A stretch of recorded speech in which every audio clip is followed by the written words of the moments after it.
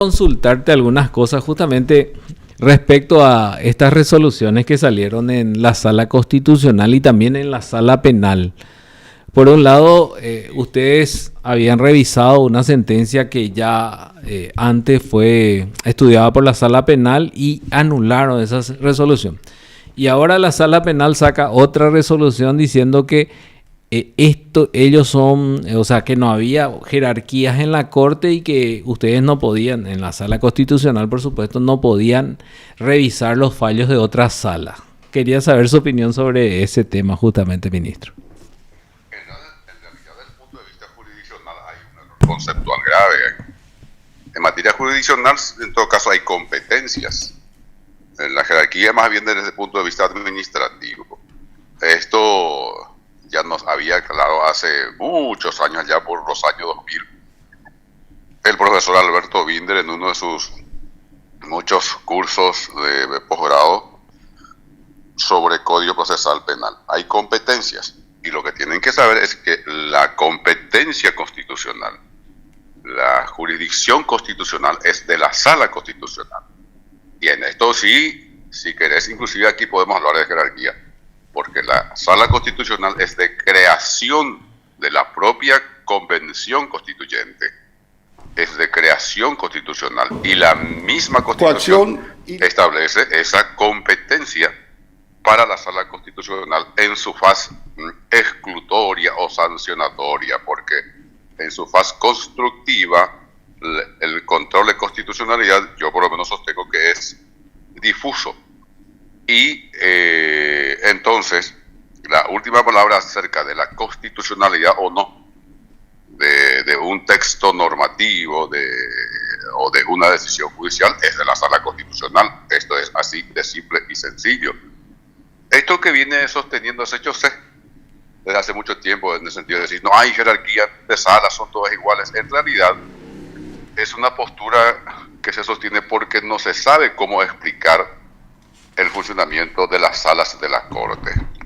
Y no saben explicar porque son víctimas de su propia visión epistémica del asunto.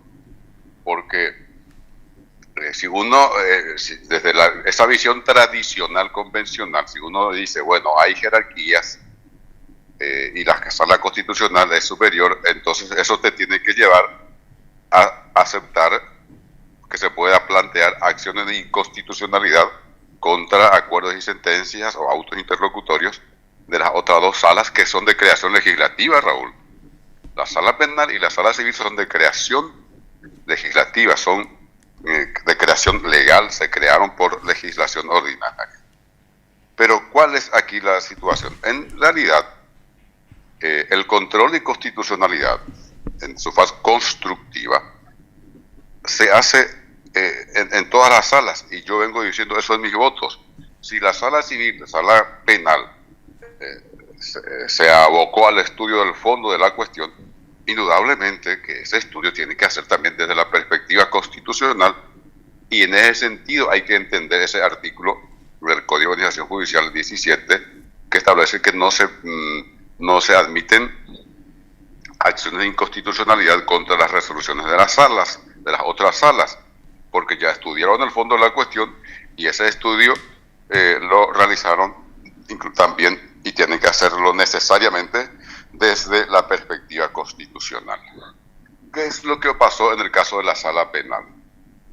Y nosotros en la sala constitucional lo que decimos es lo siguiente: si la sala penal, por ejemplo, rechaza por cuestiones formales un recurso de casación, y los ministros, miembros de la sala, han explicado inclusive públicamente que tienen una especie de procedimiento expreso para rechazar algunas acciones que dicen ellos que prima facie no reúnen los requisitos.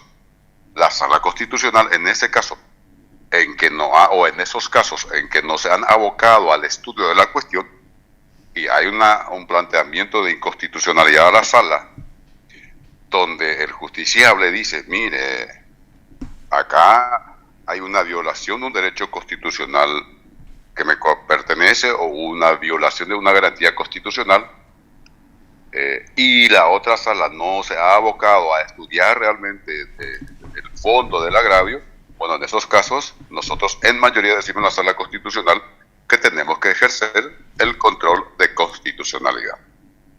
Y eso fue lo que pasó en el caso de la sala penal. Si no conozco esa decisión, pero si enfocaron el tema desde el punto de vista de jerarquía de las salas, hay que decirle que se equivocaron absolutamente en el enfoque. En este caso, doctor, lo que dicen es, la Constitución habla de que la Corte estará integrada por 9 ministros que se dividirán en salas y una de ellas será la constitucional. O sea, en realidad también da la pauta de que habrá otras salas. No dice civil y penal. Pero no dice tiene que ser sala penal, sala civil. Eso por no legislación dice. ordinaria, hoy los parlamentarios pueden decir, bueno, a partir de ahora, en vez de sala penal se llamará, qué sé yo, sala Laboral. Criminal o laboral.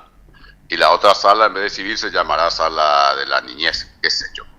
Porque es de legislación ordinaria. Lo que no pueden es los legisladores ordinarios es cambiar el nombre y la competencia de la sala constitucional. Eso es muy sencillo. Entiendo. Porque lo que dice realmente ahora en un fallo que justamente publico hoy, dice la sala penal: nosotros somos la última instancia en penal, nadie puede ver esto, no hay jerarquía de sala, dice. Y lo inédito para mí es declarar que queda firme y ejecutoriado. Raúl, con todo respeto a mis colegas, ese planteamiento es absurdo, porque la sala constitucional, y además de falaz, porque la sala constitucional no está hablando de jerarquías. Nosotros nunca hablamos de jerarquía, lo que hablamos es de competencia. Y estamos hablando de un caso en que un ciudadano dice, miren, por cuestiones formales no estudiaron el fondo de la cuestión. Y no hay que perder de vista que en un Estado constitucional de derecho, el control de constitucionalidad debe hacerse de oficio. Esto es elemental, no podemos seguir trabajando con un criterio propio de mitad del siglo XX. Nosotros somos un Estado constitucional de derecho. Una de las características del Estado constitucional de derecho es que los derechos están constitucionalizados, que hay una garantía jurisdiccional de los derechos constitucionalizados. Y una de esas garantías jurisdiccionales es el control de oficio de constitucionalidad. Yo varias veces, y lo voy a decir ahora públicamente, ya que la sala penal hoy lo dice en una resolución, varias veces los colegas, miembros de la sala penal, algunos de ellos me dicen, acá la defensa planteó mal, acá debió plantear de esta manera, porque en realidad, por ejemplo, en vez de un error error de tipo, debió plantear un error de prohibición. Pero como la defensa planteó error de tipo y se equivoca, y en realidad debió plantear error de prohibición, rechazo la acción. Error grave. Por el principio del control de constitucionalidad de oficio, aunque la defensa se haya equivocado, aunque la defensa no haya notado una violación de un derecho o una garantía constitucional, el juez de todas las instancias debe hacer el control de constitucionalidad de oficio, porque estamos en un Estado constitucional de derecho. La otra postura es propia del Estado legal de derecho, que ha sido superado absolutamente. Y esto no lo estoy diciendo yo ahora, esto lo dice la propia Corte Interamericana de los Derechos Humanos, que no solo dice que hay que hacer control de constitucionalidad de oficio, sino también control de convencionalidad de oficio. Es decir, si yo como magistrado o magistrada de un país que forma parte del sistema interamericano de los derechos humanos, me doy cuenta que hay una afectación de un derecho convencional, por más que la defensa no haya invocado esa afectación, tengo que ejercer control de convencionalidad, porque en el Estado, que es un Estado constitucional de derechos, se compromete a garantizar los derechos y garantías constitucionales de los ciudadanos y las ciudadanas, aunque estos ciudadanos y estas ciudadanas, a través de sus representantes, no hayan invocado una determinada afectación. Es muy sencillo. O sea, esta mecánica de funcionamiento del Estado constitucional tenemos que manejar. Lo otro es plantear repito, la cuestión tiene una perspectiva de un paradigma ya claramente superado a partir de 1992. Que Doctor, parte de la academia o parte de los operadores de justicia no se hayan dado cuenta de este gran cambio de paradigma es otra cuestión. y ahí no entra también el principio iura no vicuria. También, sí, también, pero absolutamente. O sea, a ver, vamos a suponer, Raúl, voy a poner el ejemplo, mi padre, mi papá, que gracias a Dios aún vive, él tiene segundo grado de la primaria. Y él, vamos a suponer, tiene un conflicto, busca un abogado. ¿Cómo él puede saber quién es el mejor abogado, cosas por el estilo? O cómo él se va a dar cuenta si el abogado de repente planteó mal o al abogado se le escapó un tema que tiene que ver con su derecho constitucional. Pero el Estado le dice, mire señor, usted tiene derecho a tener un abogado, pero no solo eso, yo soy un Estado constitucional de derecho y voy a tener servidores de este Estado constitucional de derecho que se llaman jueces y juezas que están para garantizarle a usted su derecho constitucional. Entonces no hace falta que ni siquiera invoque. Si el juez, la jueza se da cuenta, y ahí entra ese principio de iura no vicuria, entonces este juez, esta jueza del Estado constitucional tiene que protegerle a usted su derecho, su garantía constitucional. Yo no entiendo cómo esto no se puede entender aún. Seguimos chapoteando en ese paradigma propio del Estado legal de derecho, formalista, literalista, seco, sin ningún apego a la realidad, a veces sin sentido de justicia, y por el formalismo absurdo muchas veces terminamos cometiendo muchas injusticias. Las formas son importantes, las formalidades son importantes, hay que respetarlas para poder hacer justicia, no utilizarlas como excusa para cometer injusticias y, ¿cómo se llama?, escudarse precisamente en esas formalidades. Entiendo, ministro. Entonces, desde su punto de vista, es revisable toda vez que las otras salas no hayan estudiado el fondo de la cuestión. Categórico, y así venimos votando invariablemente con el ministro, dice. Entiendo. Bueno, porque imagínate a Raúl. Sí. Vamos a suponer que no sé, una persona dice, acá hubo una valoración claramente errónea de la prueba. Y viene a la sala y le dice, y puede ser, pero acá hay un error formal, pero yo fui condenado por esta, o al revés, la fiscalía puede decir, acá un culpable fue absuelto, porque el juzgado, el tribunal, valoró de una manera absolutamente absurda las pruebas. Ah, no, pero acá hubo un error formal y entonces no estudiamos. ¿Te parece que eso es sostenible? De ninguna manera. Entonces, ¿cómo uno no va? A ver, acá hay una cuestión de fondo.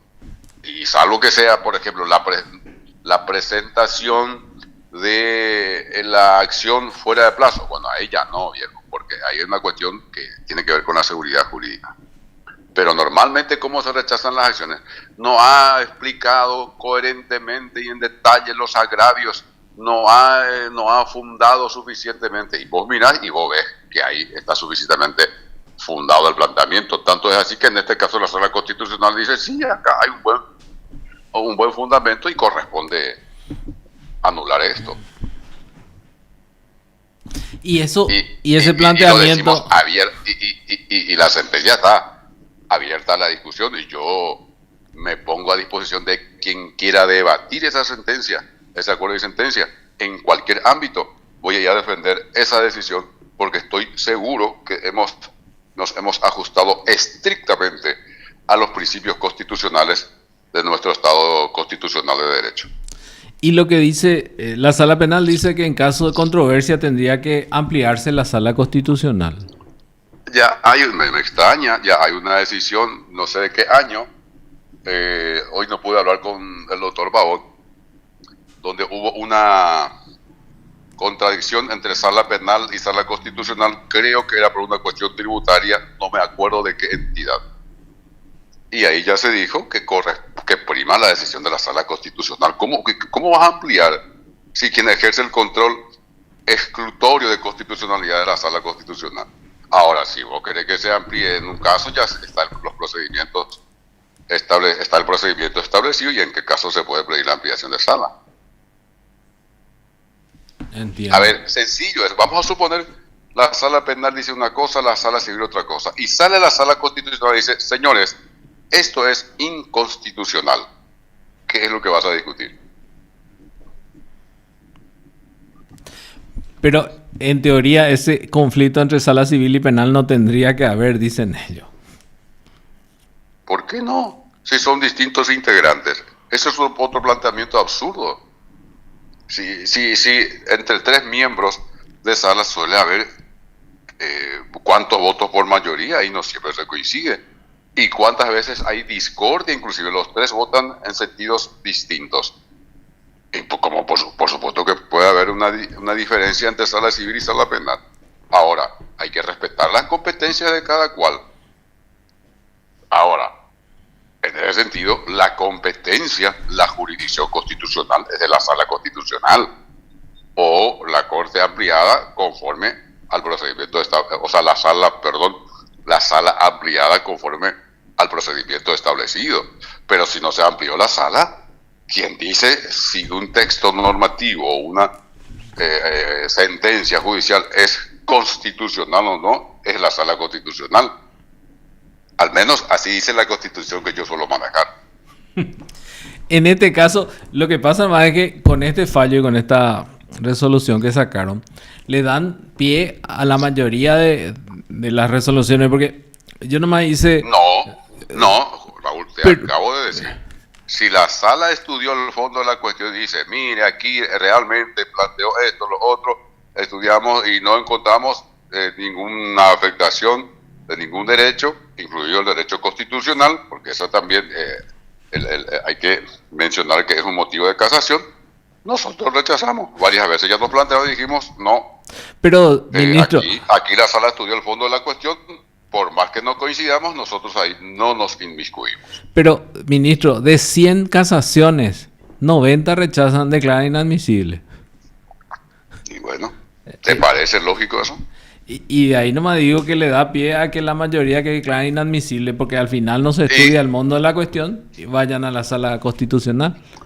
Y sí, entonces lo que hay que hacer es estudiarle el fondo de la cuestión y no ser tan fáciles en el rechazo ilímite o en el rechazo por meras cuestiones formales. Entiendo. Yo te digo, yo soy muy respetuoso de la autonomía de la sala, pero a mí me genera así curiosidad decir, bueno, acá siempre un 90% se rechaza. O sea, no puedo decir que sea insostenible, pero en principio yo digo, no sé si eso responde a la realidad y no sé si en otros sistemas esto es así. Nosotros en la sala tenemos el año pasado 60% de rechazos in limine y 40% dimos trámite. De ese 40% de acciones a las que dimos trámite, en un 60% hicimos lugar al fondo de la cuestión, y en un 40% no hicimos lugar al fondo de la cuestión. ¿Qué significa esto? Y que realmente, por lo menos en principio, estudiamos seriamente los casos que nos plantean, y el indicador de esto es que la mayoría de las acciones admitidas, ¿cómo se llama? ¿Cómo te voy a decir? Son atendidas positivamente en un 60%. Quiere decir que tenían razón. Y por lo menos que nuestro criterio es claro. Es decir, eso significa que no estamos rechazando ni admitiendo acciones o excepciones de constitucionalidad a tontas y locas, sino que hacemos un estudio serio. Entonces las otras, la sala penal por lo menos es más formalista, digamos, entonces, demasiado formalista y no estudia al fondo. En el caso específico de esta resolución que emitimos, sí, claramente sí. Nosotros finalmente anulamos la sentencia porque encontramos afectación de un derecho constitucional. Entiendo. Pero, a ver, pero hay varias acciones de inconstitucionalidad en contra de esos rechazos por cuestiones formales de la Sala Constitucional. No todas admitimos, también en algunos casos también decimos sí acá hay, por ejemplo, repito, si se planteó la casación un día después que haya vencido el plazo, bueno, lo lamento, ya no se corre, no se le da trámite. Entiendo. Ya no, lastimosamente, pero ahora voy a pedir las estadísticas. Lastimosamente no tengo esa estadística, pero no son muchas las acciones como las que estamos mencionando. No es que de todas, que todas las acciones de casación, los recursos de casación rechazados por cuestiones formales, que después son admitidas como acciones de inconstitucionalidad.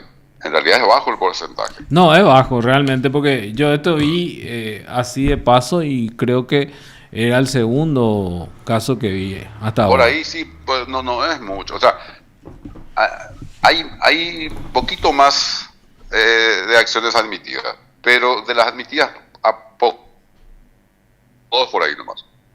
O sea, no es que, repito, no es que estamos haciendo a tontas y locas, pero el otro extremo tampoco. O sea, a mí, yo tengo que ser muy claro. Yo he dicho siempre que nuestra Constitución responde al paradigma post-positivista. No se puede aplicar correctamente la Constitución y las normas de nuestro Estado constitucional de derecho desde un paradigma excesivamente positivista y formalista. Entiendo.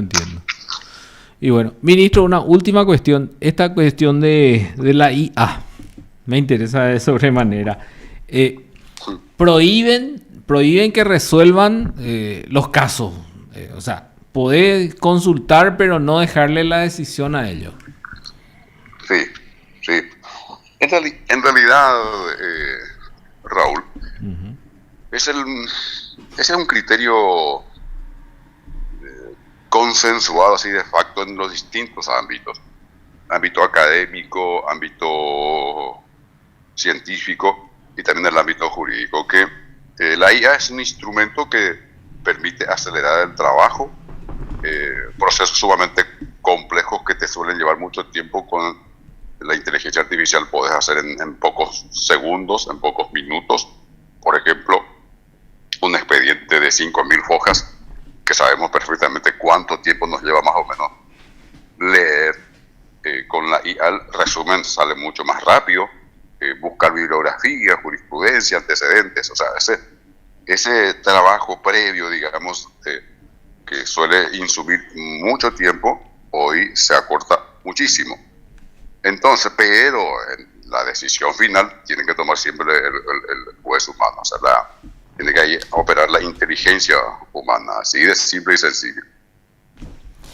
Hubo casos en la Argentina, por ejemplo, que los abogados usaron inteligencia artificial y citaron casos que no existían, o sea, jurisprudencia falsa. Sí, pero eso está mal con inteligencia artificial o con inteligencia natural. Sí. Ahí no es culpa de la herramienta, ahí no es culpa de la herramienta, ahí es culpa de la deshonestidad intelectual. Ese es nosotros, inclusive en el poder judicial, en la práctica judicial, vamos a tener menos problemas inclusive que en el ámbito científico. Vos sabés que hoy, actualmente en el ámbito científico se discute muchísimo lo que tiene que ver con el plagio, por ejemplo, porque los límites entre plagio y originalidad se han vuelto muy borrosos, porque hay casos en que uno se da cuenta que si un artículo científico fue elaborado directamente con inteligencia artificial. Y muchas veces no se trata de un caso de plagio conforme al concepto tradicional de plagio. Y entonces eso se está discutiendo, pero tampoco es original, tampoco hay originalidad. Y ahí los organismos rectores de la ciencia están discutiendo esto, inclusive aquí en Paraguay yo soy miembro ahora del del Consejo Nacional de Ciencia y Tecnología en representación de las universidades públicas, y este es un debate que estamos llevando a cabo, a ver hasta dónde se puede admitir el uso de la inteligencia artificial, por ejemplo, en la elaboración de un artículo científico, de una tesis, porque ahí está en juego el tema del plagio, de la originalidad, y en la práctica judicial, por lo menos, en un escrito de un abogado, uno no le exige que tenga la originalidad propia de un artículo científico, de una tesis. Realmente. Y bueno, ministro, te agradezco mucho tu tiempo. Muy amable. No, al contrario, Raúl, siempre a tus órdenes y saludos a tu audiencia. Gracias. Usted está escuchando PDS.